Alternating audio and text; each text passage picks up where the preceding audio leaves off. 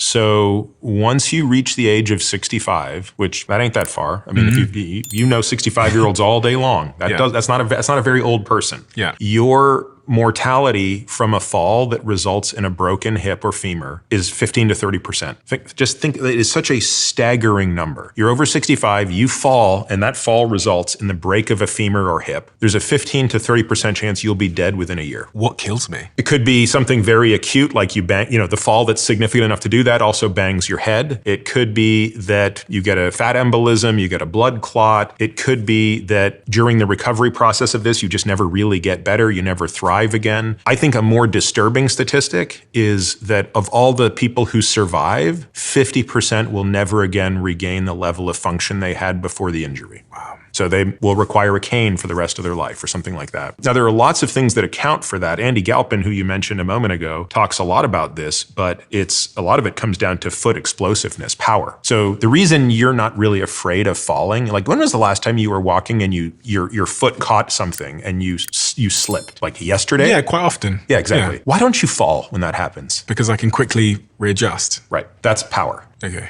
So you have the power in your foot to readjust when you lose your step. You step off a curb, not realizing it doesn't matter. You readjust. Oh, God. Okay, those are a very, very specific muscle fiber that is responsible for that. It's called the type 2B muscle fiber. That is the first fiber that atrophies when you age. In fact, you're already at your peak. It's all downhill from where you are now. Thank you so much. Yes. So I'm already 20 years past you, and my power is a fraction of what it was 20 years ago. Now, I fight like hell based on the exercises I do to try to keep it as high as possible. So the reason that these, people who are in their 70s are falling all the time is people think it's a balance thing. It's not just a balance thing, right? It's that they're undergoing the same insult you and I undergo on a daily basis, but the difference is their probability of being able to catch it, either through the explosiveness of their foot or their lower leg, coupled with maybe not being able to grab onto something as quickly and adjust. It's a power deficit problem.